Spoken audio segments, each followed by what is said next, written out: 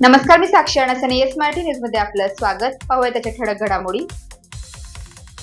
तोंडाची वाफ दवडल्याशिवाय उद्धव ठाकरेंना काहीही येत नाही. उपमुख्यमंत्री देवेंद्र फडणवीस यांची बोचरी टीका.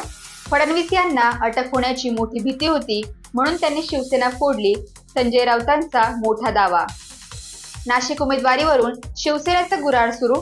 इच्छुक उमेदवार अजय बोरसे मुख्यमंत्र्यांच्या पुन्हा भेटीला. 4 दिवसाच्या अवकाळीमुळे सोलापुरात पिकांचे मोठे नुकसान. अमरावतीमध्ये सायन्स कोर मैदानाचा वाद चिघळला. बच्चू कडूंची पोलिसांबरोबर हमरातुमरी. अमरावतीमध्ये सायन्स कोर मैदानाचा वाद चिघळला. बच्चू कडूंची पोलिसांबरोबर जोरदार हमरातुमरी.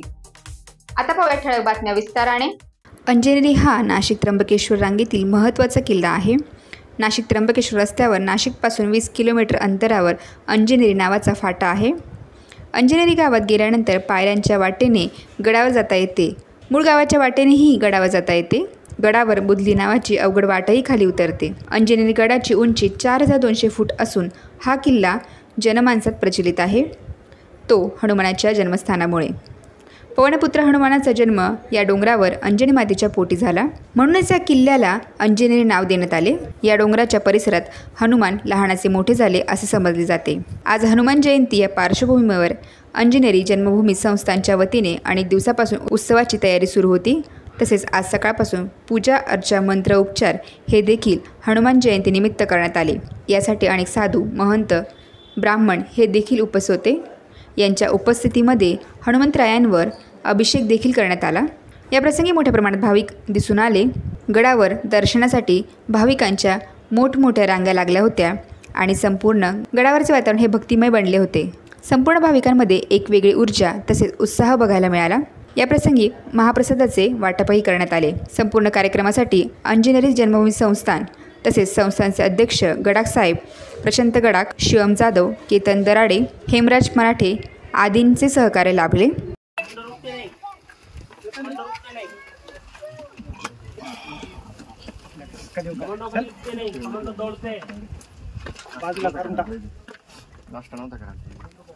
काय नसतं केलं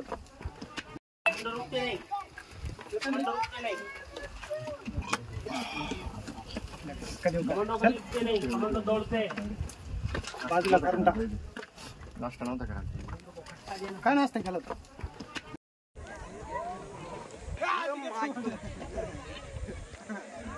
सांगत आहे ना मग.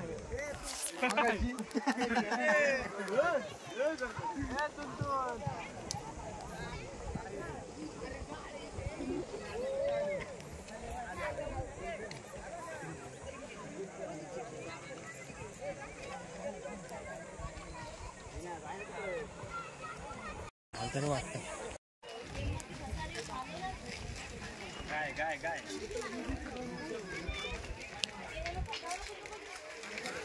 सगळे भक्त लोक आणि जी काही ह्या मारुती मंदिरासाठी, ह्या मारुतीच्या जन्मस्थानासाठी ज्यांच्या काही शुभेच्छा आहेत की हे मंदिर इथे ठिकाणी निर्माण व्हावं, यासाठी संपूर्ण जो समाज आहे इथला, त्या समाजाने जवळपास 3:30 वाजेपासून ही तयारी दर्शवलेली आहे.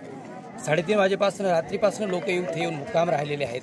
त्यांनी पूर्ण ही सजावट केलेली आहे. त्यांच्या परीने त्यांनी केलेली आहे. इथे सजावट ही फार कमी आहे, परंतु सर्व भक्तांचा इथून हा एक आवाज जातो की इथल्या ह्या परिसराचा पूर्ण विकास व्हायला पाहिजे. आज भगवान मारुतीचे जन्मस्थान आहे, कारण पुरातन अंजनी माताचं मंदिर इथेच आहे आणि म्हणून सांगितल्याप्रमाणे की सर्व सिद्ध काय म्हणतात की सर्व स्तरातून या ठिकाणी हे भगवान मारुतीचे जन्मस्थान हे एकदम काय म्हणतात की त्याला एकदम सिद्धता त्याला प्राप्त झालेली आहे आणि हे सर्वांनी मान्य केलेलं आहे. म्हणून इथल्या ह्या मंदिराचं संपूर्ण भारतवर्षामध्ये नाव व्हायला पाहिजे आणि विकास व्हायला पाहिजे. हीच येथले सर्व भक्तांची, सर्व समाजाची आणि साधू महंतांची, सर्व आखाड्यांची हीच एक मांग आहे. असं पण म्हणता मागच्या पंचवार्षिकला हेमंत गोडसे अप्पांनी अंजनेरी गाव दत्तक घेतलं होतं. ते असं बोलले होते की अंजनेरीचा मी भव्य दैवत आला प्रकट करणार. त्याबद्दल काय बोलणार आपण? हां, ठीक आहे, परंतु राजकीय सत्तेच्या अगोदर धर्मसत्ता असते. जर साधू संतांनी आणि समाजाने जो गाव करेल तो राव करू शकणार नाही. म्हणून इथला जो समाज, साधू संत आणि आपण सर्व भक्त लोकांनी जर काही आवाज उठवला तर हे काम सगळ्यांच्या वरती आणि लवकरात लवकर होईल असं आमचं म्हणणं आहे. हनुमते नमः. जय बजरंगबली। आज नाशिक जिल्ह्यासाठी हनुमान जन्मोत्सव हा खऱ्या अर्थाने विजयोत्सव सुद्धा आहे। कारण गेल्या वर्षी आपल्या भारताचे लोकप्रिय पंतप्रधान श्रीमान नरेंद्रभाई मोदी साहेब यांच्या संकल्पनेतून ज्याप्रमाणे 500 वर्षापासून प्रलंबित असलेले राम जन्मभूमीचे मंदिर निर्माण झालं आणि त्याचं भव्य असं लोकार्पण झालं, त्याच धर्तीवरती रामाचे परमभक्त श्रीमान हनुमंतराय यांचं सुद्धा जन्मभूमी याचा जीर्णोद्धार व्हायला पाहिजे आणि भव्य मंदिर निर्माण व्हायला पाहिजे। त्या अनुषंगाने त्यांनी सर्व संत समाजाला आवाहन केलं की भारतामध्ये जवळजवळ 9 ठिकाणी हनुमान जन्मभूमीचा दावा केला जात आहे। तर यातील नेमका कोणता? तर अनेक ठिकाणी शास्त्रार्थ सभा होऊन जेव्हा नाशिक येथे महर्षी पंचायतन सिद्धपीठममध्ये किष्किंधाहून जन्मभूमी क्षेत्रातून अनेक जन्मभूमी क्षेत्रातून जे साधू महंत आचार्य आले होते त्यांच्याबरोबर धर्मसंसद झाली आणि गेल्या वर्षी नाशिक अंजनेरी पर्वत हेच हनुमान जन्मभूमी आहे हे एकमताने सिद्ध झालेलं आहे। त्याचे सभाध्यक्ष म्हणून अयोध्या राम जन्मभूमीचे प्रधान आचार्य गंगाधर शास्त्री पाठक हे सभाध्यक्ष होते, त्यांनी तो निर्णय दिलेला आहे। त्यामुळे आज हा खूप आनंदाचा दिवस आहे। या गडावरती पर्वतावरती सकाळपासून लाखोंच्या संख्येने संपूर्ण देशभरातून देश विदेशातून अनेक हनुमान भक्त हिंदू बांधव इथे उपस्थित होत आहे। या सर्वांच्या व्यवस्थेसाठी स्थानिक नगरवासी असतील, ग्राम नगरवासी असतील, त्र्यंबकेश्वर नगरवासी असतील आणि प्रशासन असेल यांनी खूप चांगला बंदोबस्त दिलेला आहे। त्यांच्या सुखसुविधेमध्ये कुठेही कमी पडणार नाही, कुठेही भक्तांना अडचण निर्माण होणार नाही याची खबरदारी सुद्धा घेतलेली आहे। आणि मी शासनाला विनंती करतो की राज्य सरकार असेल, केंद्र सरकार असेल यांच्या संयुक्त विद्यमानाने येथे हनुमान जन्मभूमीचं भव्य निर्माण व्हायला पाहिजे। संपूर्ण जगभरामध्ये ज्याप्रमाणे अयोध्या राम जन्मभूमी एक नवीन कालचक्राची सुरुवात झालेली आहे, त्याचबरोबर हनुमान जन्मभूमी सुद्धा येणाऱ्या पिढीसाठी एक उत्तम उदाहरण आणि अमृतचक्राची सुरुवात या भूमीपासून व्हायला पाहिजे अशी मी विनंती करतो। जय श्रीराम। जय श्रीराम।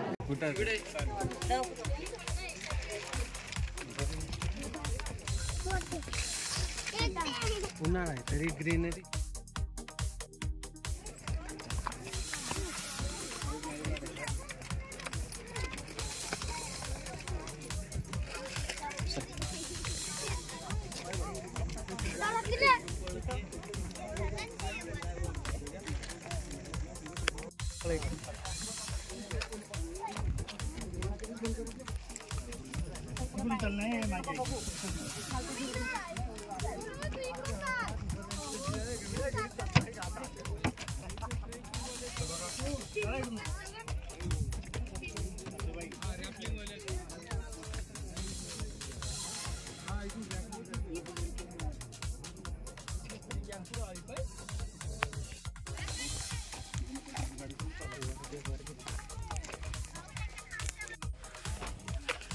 गर्दी बघ ना। अरे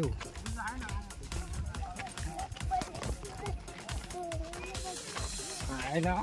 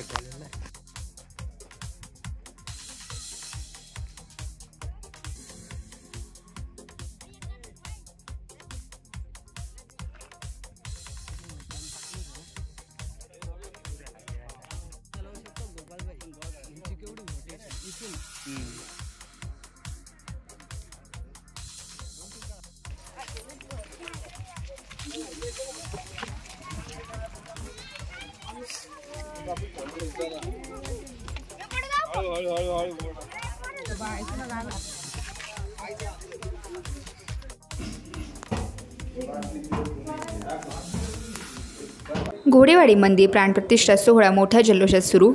घोडेवाडी मंदिर प्राणप्रतिष्ठा सोहळा मोठ्या जल्लोषात 23 एप्रिल 2024 ते 25 एप्रिल 2024 रोजी सुरू आहे. तालुक्यातील सर्व भाविकांनी या आनंद सोहळ्याचा लाभ घ्यावा अशी विनंती ग्रामस्थांच्या वतीने करण्यात आलेली आहे. या प्रसंगी आंबेवणी घोडेवाडीची ग्रामपंचायत सरपंच शोभाताई मानेरे, सरपंच शोभाताई मातेरे, उपसरपंच धनश्री जाधव, ग्रामसेवक केडी गायकवाड, ग्रामपंचायत सदस्य Sandeep Gaikwad, society chairman Ashok Wadje, vice chairman Shankar Palkhede, सदस्य बाळासाहेब घोडे, मोहन वडजे, घोडेवाडी पोलीस पाटील संतोष वडजे, धनंजय घोडे, प्रमोद घोडे, सोपान घोडे, अर्जुन घोडे, बापू घोडे, महेंद्र घोडे, सुदाम कडाळे, पंडित वडजे, दत्तात्रय वडजे आदींचे मोलाचे सहकार्य लाभले. महाबली हनुमंत देवता अखंड कृपा प्रसाद आशीर्वाद प्राप्त्यर्थम तथाच तीन दिन साध्य प्राण प्रतिष्ठार्थे श्री महागणपती देवता विशेष अर्घ्यम समर्पयामि. नारायण गणपतीच्या पायाला लावायचं, महागणपतीच्या पायाला लावायचं, त्यांच्या कपाळी लाव, तुझ्या स्वतःच्या कपाळी विशेषार्घ्यम समर्पयामि. हात जोडून नमस्कार करा. घ्या प्रार्थनापूर्वक नमस्कारोमि. सिद्धिविनायक देवता नमः. सामान पुढे सरकवून दे, तांबे पुढे सरकवून दे. आता बघ दोन्ही हाताचे बंद लावायचे. महेश देव उपद्रवीचे नमन जगन्नाथ दाम अभिषेकान नवघरे आहे. आणि तो मांडीच्या गव्हाला हात लावायचे.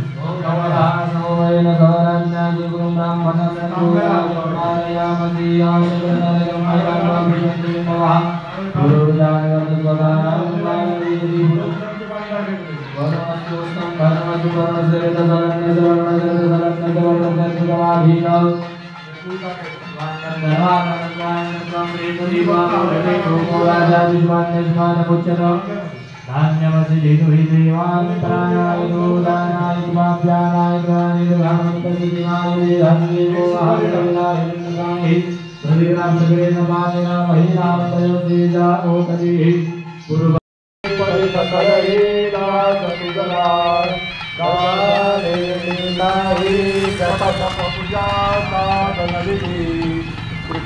दृष्टी पाहे चरण तुझा गणपती. मंत्रपुष्पांजली समर्पयामि. प्रार्थना पूर्वक नमस्करोमि.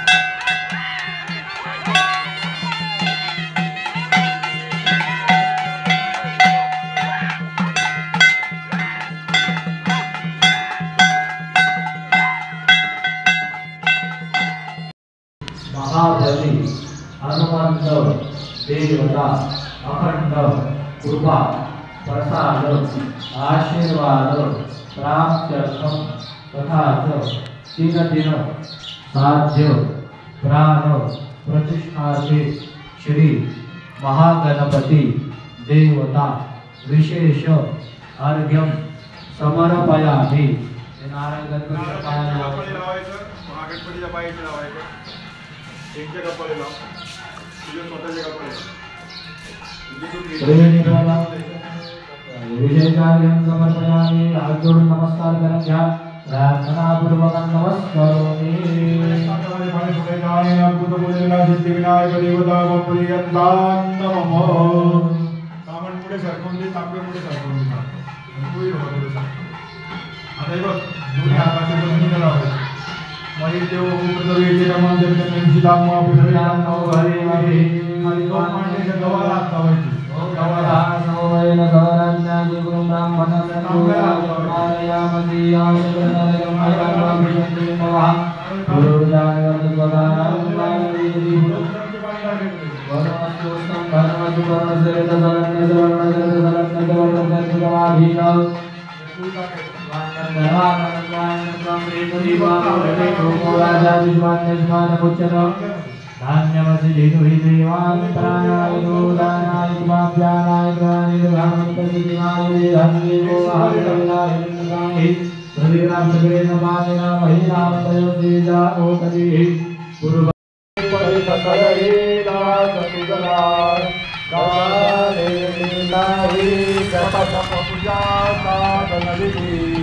कृपा दृष्टी पाहे शरण तुझारो गणपती।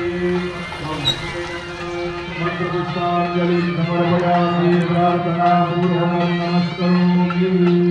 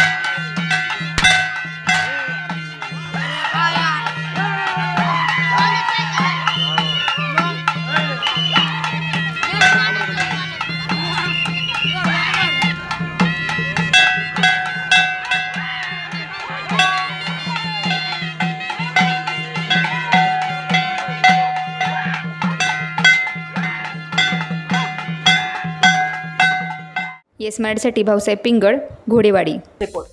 3.5 शक्तिपीठापैकी आद्यपीठ समजले जाणाऱ्या सप्तशृंगगडावरती क्रांतीध्वजाची भव्य मिरवणूक काढण्यात आली। यावेळी दरेगाव येथील सोमनाथ गवळी व गवळी परिवार यांनी ध्वजाची मिरवणूक काढल्यानंतर रात्री 12 वाजता सप्तशृंगी मातेच्या शिखरावरती ध्वज फडकवण्यात आला। यावेळी दरेगावचे सोमनाथ गवळी यांच्यासोबत आमचे अतिथी संपादक शामराव सोनवणे यांनी ध्वजासंदर्भात माहिती जाणून घेतली।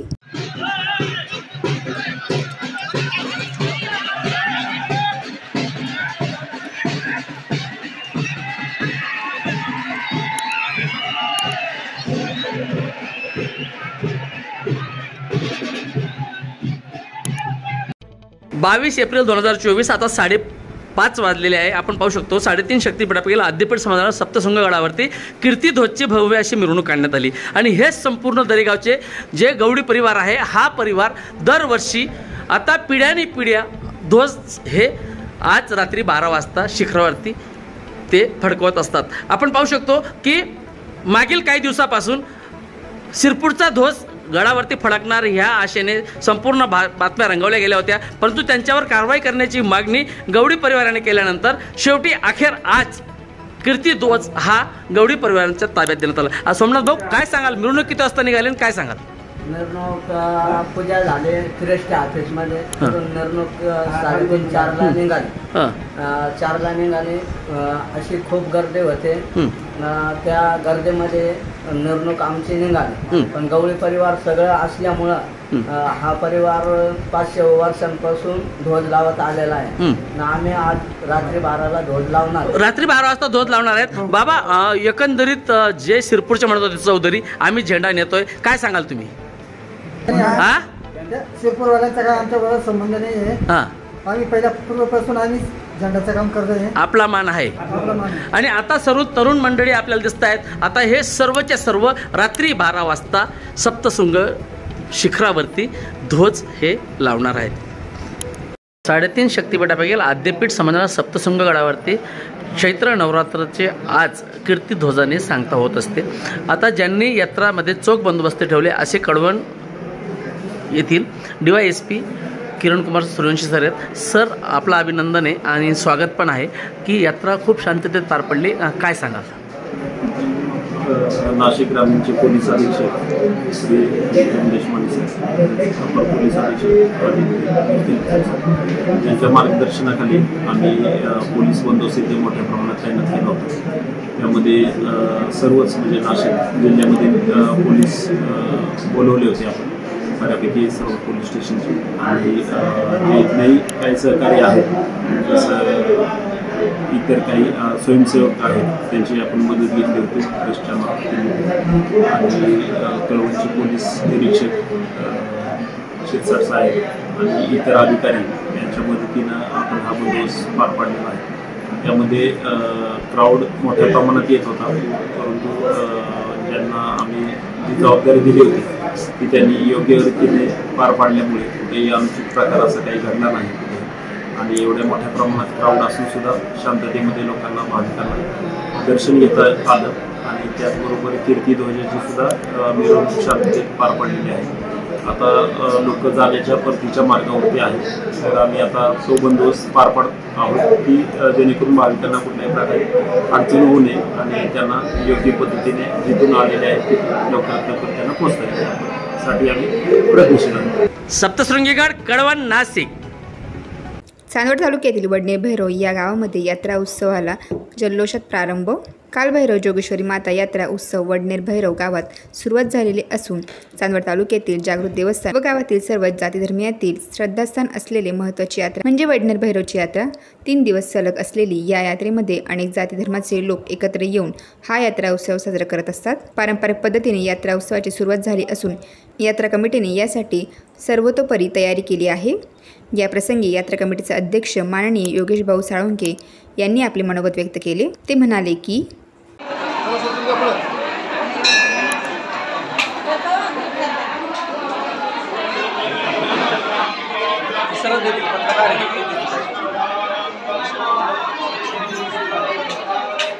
युआर एम्प्ली जोडा आणि ती दुसरी तिच्या जोडा.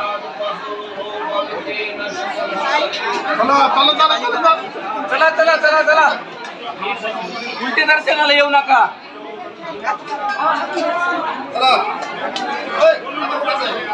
डबा कोणाचा? डबा घ्या, डबा घ्या. गुरु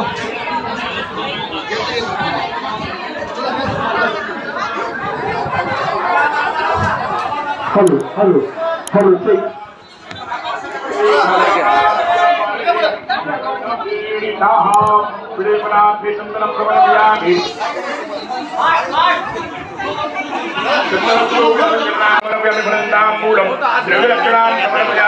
दोघांनी हातामध्ये अक्षता पुष्प घ्या.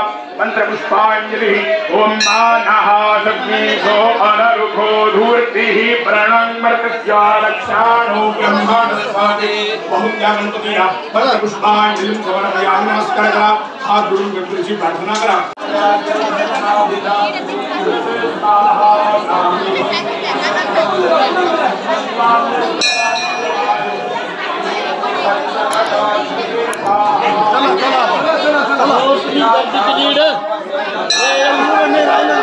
3 दिवस केला कोणीच गर्दी बांधणार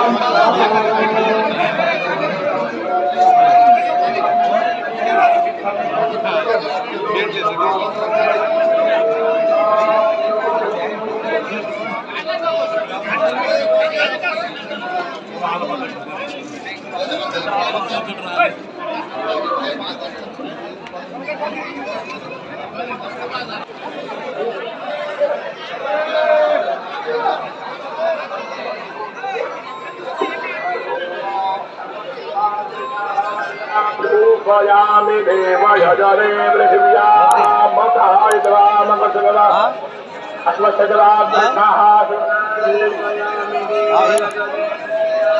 मतायद्रामकसगला युर्णे।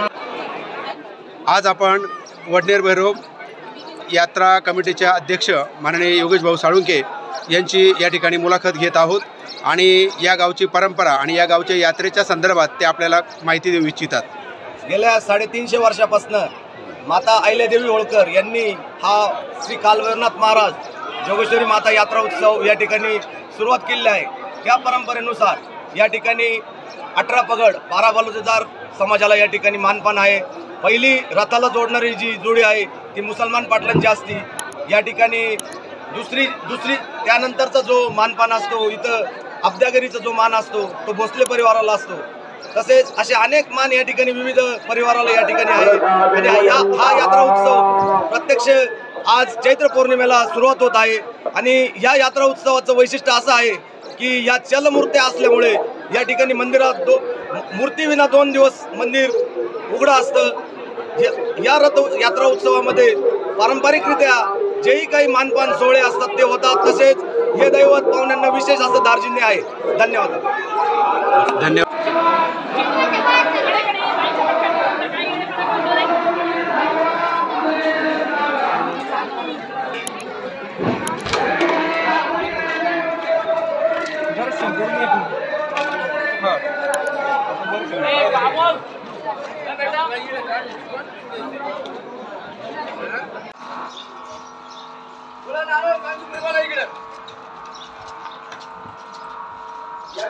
बगायो दिव्यो गंधर्वाः केतवोः केतन्नः पुरादुपादुपद्रवाचन्नः स्वदधूम् नाभिर्मे जितं विज्ञानं पायुर्मे पजितृभसत आनन्दनन्दवन्नो मे भगः सौभाग्यं वसः संघाभ्यां परिहां धर्मोऽस्मि विशिरामि।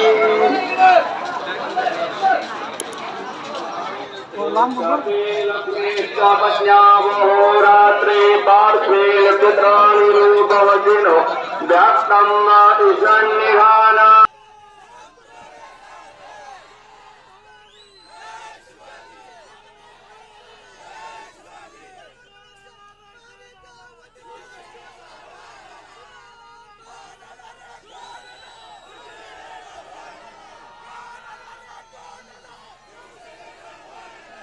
4 जूनसाठी थोडा उत्साह बाकी ठेवा.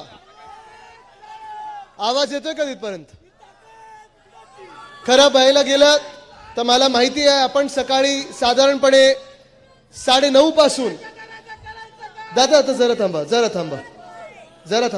9:30 पासून आपण सगळे या रॅलीमध्ये आलेला आहात. ऊन चढलेलं आहे डोक्यावर, साधारणपणे 43 डिग्री एवढं टेम्परेचर आहे. वाटतंय का कोणाला उष्णता?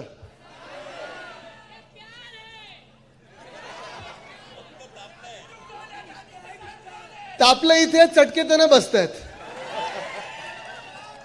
पण आज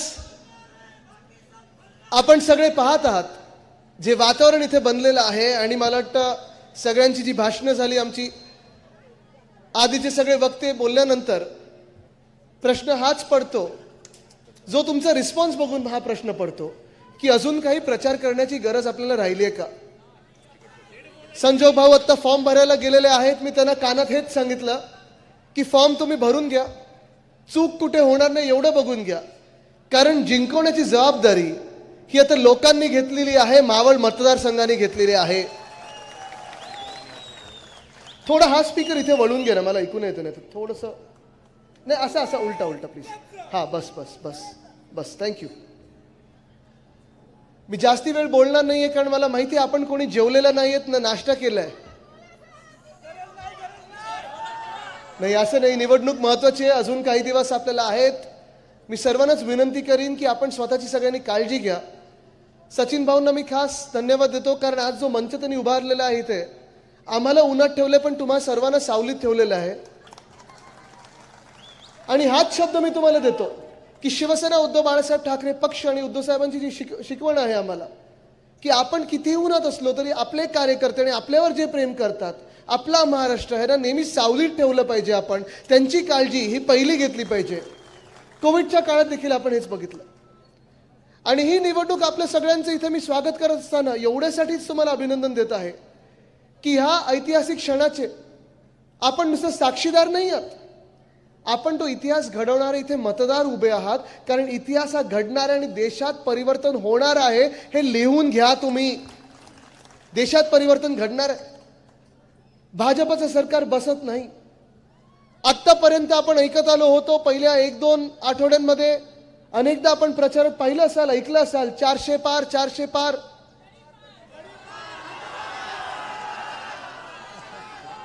ठाकरे साहेब इथे प्रचाराची गरजच नाहीये. कारण जो नारा आपण दिल्लीत दिला होता, उद्धव साहेबांनी दिल्लीत जाऊन सांगितलं होतं, अब की बार हे सगळीकडे आता दिल्लीपर्यंत पोहोचलेलं आहे. पण आज तडीपार खरोखर भाजपला करण्याची गरज आलेली आहे. अनेकदा आपण ऐकलं होतं, अनेकदा आपण स्वतःहून म्हटलेलं होतं की कीचड में ही कमल खिलता है. आणि त्यावेळी कदाचित आपल्याला वाटलं असेल देशात कीचड होता, देशात घाण निर्माण झाली होती, मग अनेक वेगळे आपण विषय घ्यायचो, भाजपसोबतच रस्त्यावर उतरायचो, आंदोलनं करायचो, लाठीकाठी पोलिसांची खायचो. हे बरोबर भाजपावाले त्या ट्रकमध्ये जाऊन बसायचे आणि फोटो असे घोषणा देताना यायचे. लाठीकाठी आपण कार्यकर्ते खायचो, शिवसैनिक खायचो. पण भाजपचं सरकार आपल्या डोक्यावर बसल्यानंतर 2014 पासून आपण पाहिलं असेल, आपल्याला वाटलं तो चिखल कमी होईल, कीचड कमी होईल. चिखल काय, सगळीकडे कीचड फेकत चालू आहे. एकामेकांना चिखल लावतात, दुसऱ्यावर चिखल फेकतात आणि चिखल फेकल्यानंतर मग ऑफर येते. ते कोण, शहाची ऑफर तेव्हा कोणाची आली होती, आता कोणाची येते हो? तसाच राहिलाय आणि मागचं आडनाव पण तसंच राहिलंय, जॉईन और जेल. हे नाही, काही लोकांना जास्ती किंमत देण्याची आता गरज नसते, सोडून द्या. पण महत्वाची गोष्ट हीच आहे, जॉईन और जेल ही जी काही पॉलिसी सगळीकडे आली, तुमच्यावर चिखल आम्ही फेकू आणि चिखल तुमच्यावर फेकल्यानंतर तुम्हाला तो चिखल धुवून काढायचा असेल तर भाजपा वॉशिंग पावडरमध्ये 10 वर्षामध्ये जी चांगली राज्य चालली होती, जी राज्य प्रगती करत होती, तिथे एक तर स्वतःचे यांचे मुख्यमंत्री यांनी बदललेले आहेत, कोणतरी भलतंच यांनी डोक्यावर बसवलेलं आहे. आणि जे विरोधी पक्षाचे मुख्यमंत्री होते, वरपासून खालपर्यंत, उत्तरपासून दक्षिणेपर्यंत जर मोजलं तर आपण पाहिलं असेल दिल्लीमध्ये जो प्रकार झालेला आहे, जेवढा भयानक प्रकार झालेला आहे. अरविंद केजरीवाल जी यांना अटक केली, माहितीये का केली यांनी अटक? कोणीतरी जाऊन यांना सांगितलं की आम्ही अमुक अमुक शेकडो कोटी अरविंद केजरीवाल यांना दिलेले आहेत, आता तुम्ही अटक करा. ईडी बरोबर घरी पोहोचली, त्यांना ऑफर दिली, एक तर NDA मध्ये या, नाही तर तुम्हाला जेलमध्ये टाकू. अरविंद केजरीवालजींनी सांगितलं जेलमध्ये टाकलं तरी चालेल, फासावर लटकवलं तरी चालेल, पण तुमच्या भाजपामध्ये येणार नाही. लढत आहेत ते तिथे. संजय सिंगजी असेच आहेत, शूरवीर एक योद्धा आहेत संजय सिंगजी, तसेच जेलमध्ये जाऊन आले. जसं आपल्याकडे संजय राऊत जी आहेत, अनिल देशमुख जी आहेत, तसं तिथे दिल्लीत संजय सिंग आहेत, जेलमध्ये जाऊन बाहेर आले, लढत आहेत, आपल्या देशासाठी लढत आहेत, सत्यासाठी लढत आहेत. कारण भाजपाची एकच पॉलिसी, एकच कार्यक्रम भाजपाचा चालतो, सत्यमेव जयते नाही तर सत्तामेव जयतेसाठी लढा, सत्ता काबीज करण्याचा प्रयत्न करा. दिल्लीमध्ये जे त्यांनी केलं तसंच झारखंडमध्ये केलं, आपण पाहिलं असेल. हेमंत सोरेनजींना देखील त्यांनी तसंच आत टाकलेलं आहे. तसंच आपलं सरकार देखील पाडण्याचा प्रयत्न केला. तेव्हा हे जे मिंदे आहेत आज मुख्यमंत्री म्हणून, घटनाबाह्य मुख्यमंत्री आपल्या डोक्यावर बसलेत, अवकाळी सरकार म्हणून आपल्या डोक्यावर बसलेले आहेत. त्यांना पण ऑफर दिली होती जॉईन ऑर जेल. त्यांचं कॅशचं गोडाऊन सापडलं होतं, इन्कम टॅक्सची धाड पडली होती.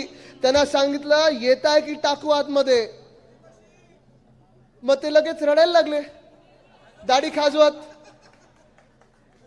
आणि मग 20 मेला उद्धव साहेबांनी येऊन सांगितलं होतं, वर्षा बंगल्यावर अमोलजी त्यांनी येऊन सांगितलं होतं की मला हे धमकवत आहेत, मला आता जेलमध्ये जाण्याची हे माझं वय नाहीये, मी काय करू साहेब, मला हे आत टाकतील, तुम्ही काहीतरी करा, भाजपसोबत चला, आम्ही आत जाऊ. हे सगळं रडगाणं झालेलं तिथे. आणि हे सगळं झालं कारण काय आहे, आपण एक पॉलिसी बघितली आहे भाजपची असते, खोटं बोला पण रेटून बोला. मिंदे गँगची एक पॉलिसी आहे, खोटं बोला पण रडून बोला. एवढाच फरक आहे दोघांमध्ये, खोटं बोलतच असतात. पण मूळ मुद्दा हा आहे की इथे पण ती जॉईनर जेल पॉलिसी होती. आणि तुम्हाला आज सांगतो, लिहून देतो, हे 40 गद्दार आमदार ज्यांनी टुपुक टुपुक उड्या मारून गुजरातला पळाले, मग गुवाहाटीला पळाले, मग गोव्यात जाऊन टेबलावर नाचले, हे सगळेचे सगळे त्यांच्या विरुद्ध काही ना काहीतरी धमक्या होत्या, फाईली होत्या, केसेस होत्या, आरोप होते. आणि तसेच जे गद्दार खासदार गेले, एकीकडचे पण होते. काय चोर, हे वेगळं वेगळं काय काय ऐकत असतो, कुठे डांबर चोर, कुठे माती चोर, कुठे कोंबड्या चोरल्या जातात, कुठे काय, म्हणजे काय, सगळेच असे लोक NDAत घेतल्यानंतर बाकीचं राहिलं तरी काय. पण मुख्य गोष्ट ही आहे, तुम्हाला सांगायला मी इथे आलेलो आहे की आज देशात जेव्हा जेव्हा तुम्हाला सांगितलं जाईल की 400 पार भाजपा करत आहे, तुम्ही सांगा कदाचित चंद्रावर करत असेल, आमच्या भारत देशात 400 काय 200 पार पण भाजप करणार नाही. काल परवाकडेच मी ऐकत होतो, एक नारा माझ्या कानावर आला, भाजपासाठी साऊथ से साफ आणि नॉर्थ में हाफ. आणि हेच मी सांगतो तुम्हाला, 400 पार जे आपल्या कानावर येतं, तुम्ही पण समजून घ्या आणि तुम्ही पण सगळ्यांना सांगा. जर इथून कोणी, तुम्ही मला सांगा, तुमच्यातून कोणी भाजपाला मतदान करणार आहे का? तुमच्यातून कोणी गद्दारांना मतदान करणार आहे का? तुमच्यातून कोणी महाराष्ट्र द्वेषींना मतदान करणार आहे का? कोणी महाराष्ट्र विरोधांना मतदान करणार आहे का? म्हणजे मावळची सीट आपली आहे ना, शिरूरची सीट आपली आहे ना, पुण्यातली सीट आपली आहे ना, बारामतीची सीट आपली आहे ना, मग 400 पार येतात तरी कुठून? आणि हेच तुम्हाला सांगायला मी इथे आलेलो आहे. खूप वेळा तुम्हाला भ्रमात टाकलं जातं की अरे तुम्ही तुमचं मतदान भाजपच्या विरोधात का करताय, तुमचं मत फुकट जाईल. तुमचं मत फुकट जाणार नाही. तुमचं एक वोट हे इतिहास घडवणार आहे, केंद्र सरकार हे बदलणारं तुमचं मत असणार आहे, हे तुम्ही लक्षात घेणं गरजेचं आहे. आज आपण पाहत आहोत की या देशामध्ये प्रत्येक जण हा त्रस्त आहे, हैराण झालेला आहे. मला जास्ती वेळ बोलायचं नाही, जेव्हा भाषण करायची वेळ आपली सभा येईल तेव्हा सांगणार आहे. पण आज जर छोट्या काही शब्दांमध्ये आपल्याला पटवून द्यायचं असेल की विकास कसा झालेला आहे किंवा नाही, आणि कोणाचा झाला आणि कोणाचा नाही आहे, आणि बदल कुठे घडणार आणि तुम्ही तो बदल कसा घडवणार, जरा इथे जरा थोडी चुळबुळ कमी करा ना. हे कॅमेरा वगैरे नंतर लावा प्लीज. विकास कोण घडवणार आहे, विकास कोण घडवणार नाही, तर तुम्हाला आज उदाहरण द्यायला इथे मी आलोय. जानेवारीच्या महिन्यामध्ये केंद्राचा अर्थसंकल्प आला होता. केंद्राचा अर्थसंकल्प जेव्हा सादर केला गेला तेव्हा निर्मलाताई सीतारामन यांनी सांगितलं की आता आम्हाला नवीन शोध लागलेला आहे की ह्या देशात 4 जाती आहेत. माहिती आहे कुठच्या जाती त्यांनी सांगितलं? त्यांनी सांगितलं 4 जाती, ह्या म्हणजे गरीब, शेतकरी, युवा आणि महिला. ह्या 4 जाती आहेत, 4 वर्ग या देशामध्ये, बाकी कोणी नाही. आणि आता आम्ही ह्यांची सेवा करणार. म्हणजे तुम्ही विचार करा, 10 वर्षाचं बहुमताचं सरकार चालवल्यानंतर ह्यांना कळतं की हे 4 वर्ग आपल्या देशात आहेत. आणि जर ह्या 4 वर्गांचा तुम्हाला पाढा वाचायचा असेल, 4 वर्गांचा अभ्यास करायचा असेल, हे 4च्या 4 वर्ग आपल्या मावळ मतदारसंघात आहेत ना. शेतकरी आहेत, महिला आहेत, युवा आहेत, गरीब आहेत. चला आता आपण प्रत्येकाला विचारायला सुरू करूया, इथे शेती कोणाची? जरा हात वरती करून दाखवा मला. सगळ्यांची शेती आहे? तुम्ही मला सांगा, या गेल्या 2-2.5 वर्षामध्ये तुम्ही शेतकरी म्हणून या महाराष्ट्रात जगू शकता का? जगणं परवडतं का? शेतमालाला भाव आहे का? जर तुम्हाला आज मी विचारलं की तुम्हाला तुमची पुढची पिढी म्हणजे माझ्या वयाची मुलं असतील, रोहितच्या वयाची मुलं असतील, तेजस्वी यादव आहेत, ते देखील बिहारमध्ये लढत आहेत, आमची जी पिढी आहे म्हणजे तुमची पुढची पिढी, तुमची मुलं मुली, तुम्हाला असं वाटतं का का तुमच्या पुढच्या पिढीने शेतीत यावं आणि कृषी क्षेत्रात यावं, शेती करावी? वाटतं तुम्हाला कोणाला? का नाही वाटत हो? परवडत नाही. अजून शेतकऱ्याला भाव मिळत नाही, शेतमालाला भाव नाही. नैसर्गिक जीएसटी, कितीचा जीएसटी हो खतावर? 18% आहे, बरोबर आहे. अजून काही तिथून सांगू शकाल का? गेल्या 2-2.5 वर्षामध्ये जेव्हा जेव्हा अवकाळी पाऊस झालाय, जेव्हा जेव्हा गारपीट झालेली आहे, सततचा पाऊस लागलाय, दुष्काळ असेल, ओला दुष्काळ असेल किंवा दुष्काळ असेल, या सरकारमधून, या गद्दार गँगच्या मिंदी गटाच्या सरकारमधून एक तरी मंत्री तुमच्या शेतावर कधी आलाय का? आलाय? कधी दिसलंय? कृषी मंत्र्याचं नाव माहितीये का? 2 वर्षात 2 कृषी मंत्री बदललेले आहेत. पण माणिकराव ठाकरे साहेब, आपण देखील, आपण स्वतः दोघेही यवतमाळमध्ये फिरत होतो, बुलढाण्यात आहे, हिंगोलीत आहे, सगळीकडे जिथे जिथे प्रचार केला. महाराष्ट्राच्या प्रत्येक जिल्ह्यातून, प्रत्येक कानाकोपऱ्यातून शेतकरी एकच सांगतो, शेतमालाला भाव नाही, फर्टिलायझर किंवा खत आम्हाला परवडत नाही, आम्हाला जे काही मार्केट आहे तसं मिळत नाही. आणि गेल्या 2-2.5 वर्षामध्ये एकदा सुद्धा या सरकारकडून मदत मिळालेली नाहीये. हे मी खोटं बोलतोय का? खरं बोलतोय ना मी? जर मी खरं बोलत असेल तर प्रत्येक शेतकऱ्याला जर हे वाटत असेल तर तुम्ही मला सांगा, या राज्यातल्या शेतकऱ्याला हे सरकार, केंद्रातलं भाजपाचं किंवा राज्यातलं भाजपाचं सरकार पुढची 5 वर्ष परवडणार आहे का? आज शेतकरी आत्महत्या वाढायला लागलेल्या आहेत. ज्या ज्या जिल्ह्यात मी सांगतो, मला सगळे शेतकरी सांगतात की जे उद्धव बाळासाहेब ठाकरे या व्यक्तीने आम्हाला कर्जमुक्ती दिलेली होती 2 लाखापर्यंतची, ती कर्जमुक्ती हक्काने मिळाली, आमच्या खात्यापर्यंत आली. महाविकास आघाडीचं जेव्हा सरकार होतं तेव्हा शिवसेना, राष्ट्रवादी काँग्रेस, इतर मित्र पक्ष, शेकाप वगैरे आम्ही सगळेच एकत्र होतो. तेव्हा जेव्हा जेव्हा अवकाळी पाऊस झाला असेल, गारपीट झाली असेल, कोविडच्या काळात देखील आम्हाला मदत मिळाली. पण या गद्दारांच्या राजवटीत आम्हाला एकदा सुद्धा मदत मिळाली नाही. आणि हेच चित्र देशभरात आहे.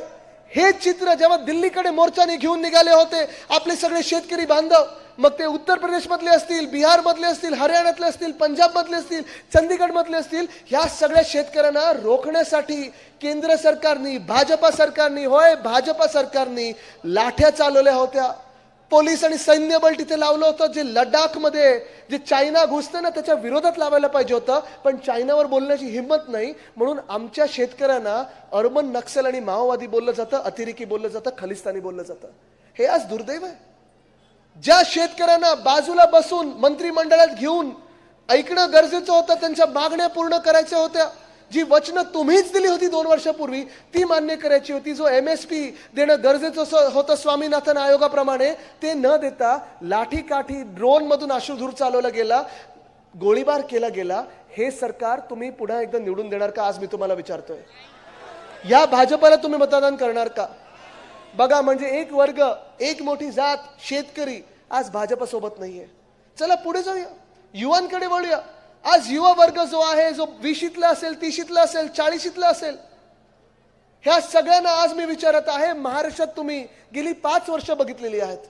कोविडचा काळ बघितला होता, तेव्हा कोविडच्या काळात अक्षरशः संवेदनशील प्रमाणे आपण सगळं हाताळत होतो.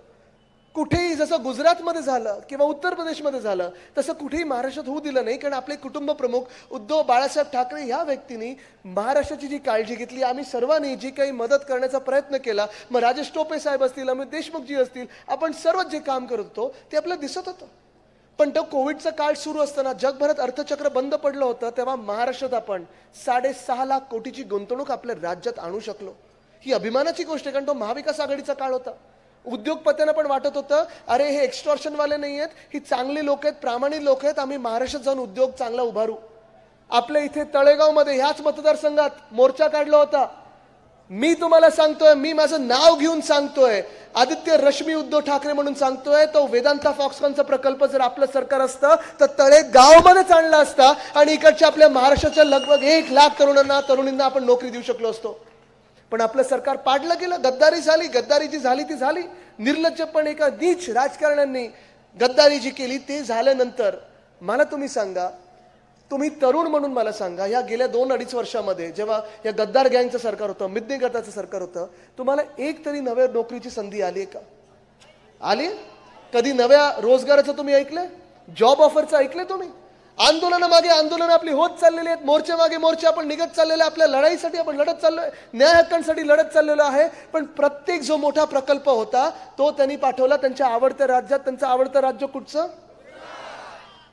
आज तुम्ही मला सांगा, उदाहरणं किती आहेत? किती 100 उदाहरणं माझ्याकडे आहेत. पण पहिलं उदाहरण जे आहे आपल्याच मतदारसंघातलं आहे.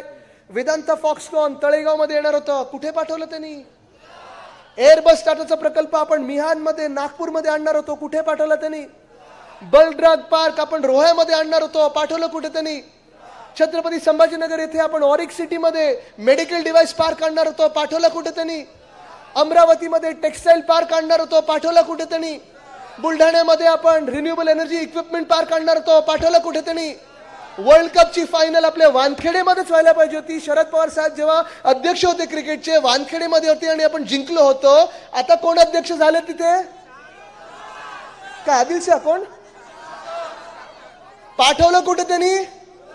आता मला तुम्ही सांगा, हे सगळं आपल्या महाराष्ट्रात असतं, चला बाकी सगळं सोडा, वर्ल्ड कप जर आपल्या महाराष्ट्रात असतं तर जिंकलो असतो ना आपण. माझा मूळ मुद्दा हाच आहे. माझा गुजरातला काही विरोध नाहीये. जे काही गुजरातला मिळालं पाहिजे त्यांच्या अधिकाराचं असेल, हक्काचं असेल, मिळू देते ना. आसाममध्ये तसंच मिळालं पाहिजे. मणिपूर जाऊन शांत करा. मणिपूरमध्ये पण जे काही उद्योग आणि रोजगार आला पाहिजे, जी प्रगती झाली पाहिजे ती झालीच पाहिजे. केरळ असेल, काश्मीर असेल, झालंच पाहिजे. पण आज तुम्ही ठराविक राज्यांचा विकास आणि बाकीकडे भकास, राख रांगोळी ज्याला आपण बोलतो, रांगोळी गुजरातला आणि राख आमच्या महाराष्ट्रात जे करतात, ह्याला माझा विरोध आहे आणि विरोध राहणार.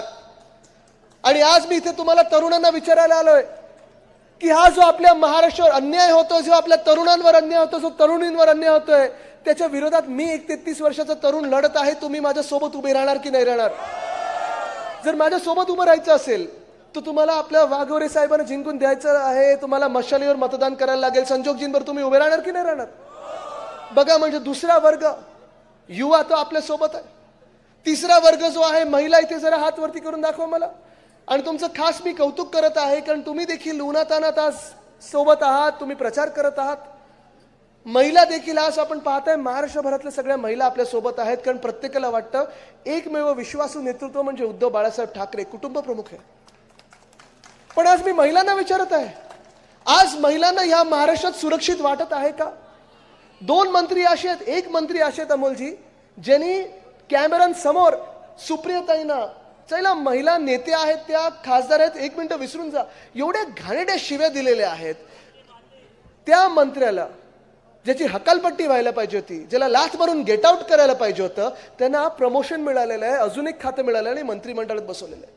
दुसरे मंत्री आहेत ज्यांच्यावर भयानक आरोप झालेले, उद्धव साहेबांनी त्यांना काढून टाकलेलं होतं मंत्रिमंडळातून, त्यांना देखील डोक्यावर बसवलेलं आहे. ओ, ज्या राज्यामध्ये गुंड त्या मंत्र्याला जाऊन रील करतात, ज्या राज्यामध्ये अनेक वेगळ्या वेगळ्या गँग येतात, त्या गँगनं जाऊन नेते किंवा त्यांची मुलं जाऊन भेटत असतात, सेल्फी काढतात, अशा राज्यामध्ये तुम्हाला सुरक्षित वाटतंय का?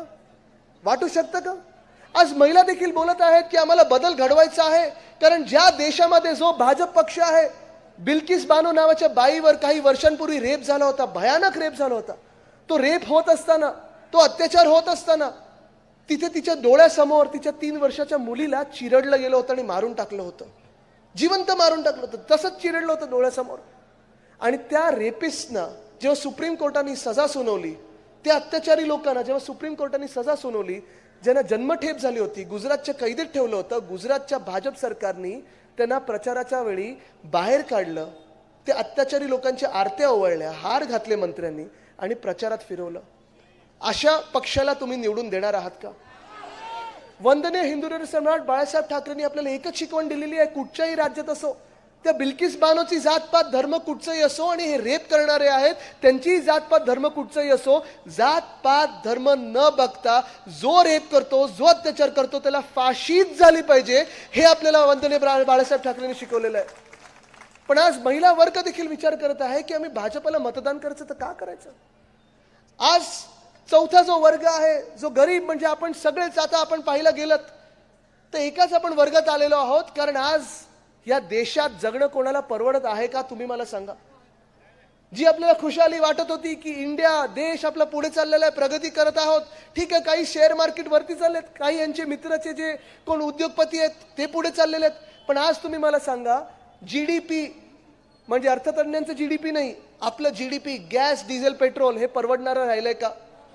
गॅस 2014ला कितीला होता, आता किती झालाय ते भाजपला जाऊन सांगा. गॅस 400 पार झाले, तिथे जाऊन पहिलं बघा किती झालं गॅस, 1200.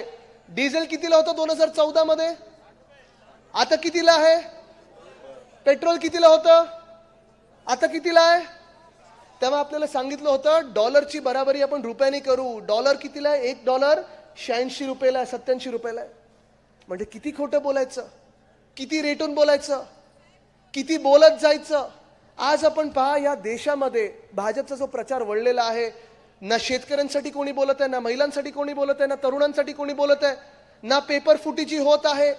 जी नोकर भरतीचे आपले पेपर असतात, तलाठी भरतीचा 200 मार्काचा पेपर कितीला होत, किती मार्क मिळाले त्यांना, 214. म्हणजे काय ईव्हीएम वर तुम्ही मार्क दिले काय.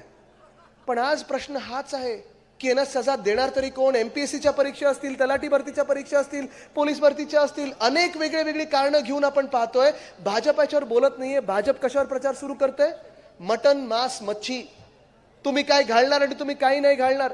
आणि आज हा देश त्यांना विचारत आहे 10 वर्षापूर्वी, 5 वर्षापूर्वी तुम्ही जे जे आम्हाला सांगितलं होतं, जी वचनं आम्हाला दिली होती, त्या वचनांचं आज काय झालं. कदाचित तुम्ही 10 वर्षापूर्वी जेव्हा सत्तेत येत होतात तेव्हा विचारू शकत होतात की 65 वर्ष काँग्रेसनी देशासाठी काय केलं. जे काय केलं ते आहे डोळ्यासमोर. IIT आहे, IMI, एम्स आहे, धरणे आहेत, सगळे. आणि जिथे विरोध करायचा होता आपण सगळ्यांनी केलेला आहे. जिथे 1 रुपया वाढला तर भाजप रस्त्यावर यायचं, भारत बंद करायचं. आज किती रुपयाने डिझेल वाढले, किती रुपयाने पेट्रोल वाढलेलं आहे हे आपण पाहत आहोत. भाजप आज कुठे आहे हा प्रश्न विचारण्याची वेळ आलेली आहे. आज 10 वर्ष तुमचं बहुमताचं सरकार आल्यानंतर तुम्ही नोटाबंदीवर बोलत नाही, तुम्ही डिमॉनिटायझेशनवर बोलत नाही, 15 लाख तुम्ही आणणार होतात प्रत्येकाच्या खात्यामध्ये त्याच्यावर बोलत नाही, शेतकऱ्याचं उत्पन्न दुप्पट करणार होतात त्याच्यावर बोलत नाहीयेत, प्रत्येकाला घर, प्रधानमंत्री आवास योजनेत तुम्ही 2022 पर्यंत देणार होतात, मिळालंय कोणाला ह्याच्यावर बोलत नाहीयेत. पण कशावर बोलतायत, नेहरूंनी काय केलं आणि इंदिराजींनी काय केलं हे मान्य आहे तुम्हाला. आज तुम्ही मला सांगा, आज प्रचार कशावर व्हायला पाहिजे होता.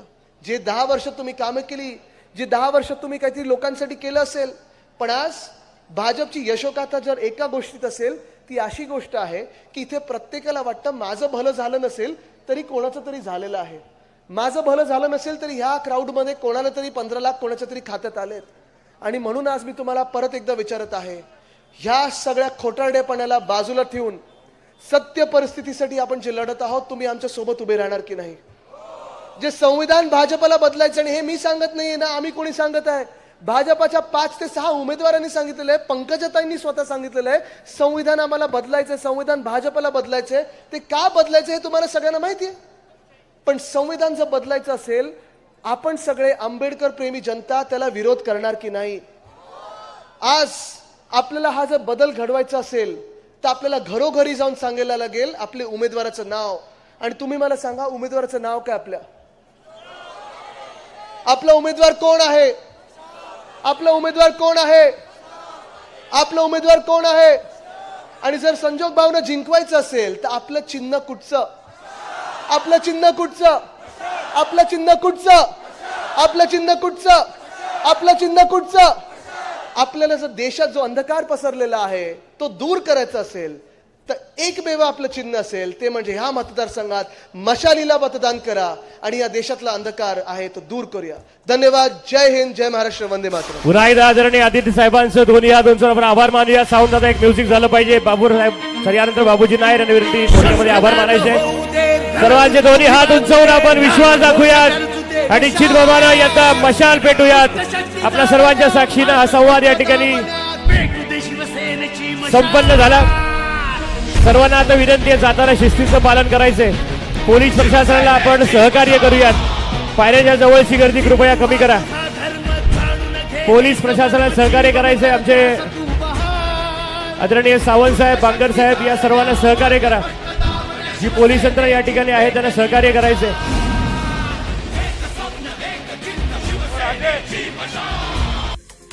अशाच प्रकारच्या ताज्या घडामोडींसाठी येस मराठी न्यूज यूट्यूब चॅनलला शेअर करा, सबस्क्राईब करा, लाईक करा आणि पाहत राहा येस मराठी न्यूज।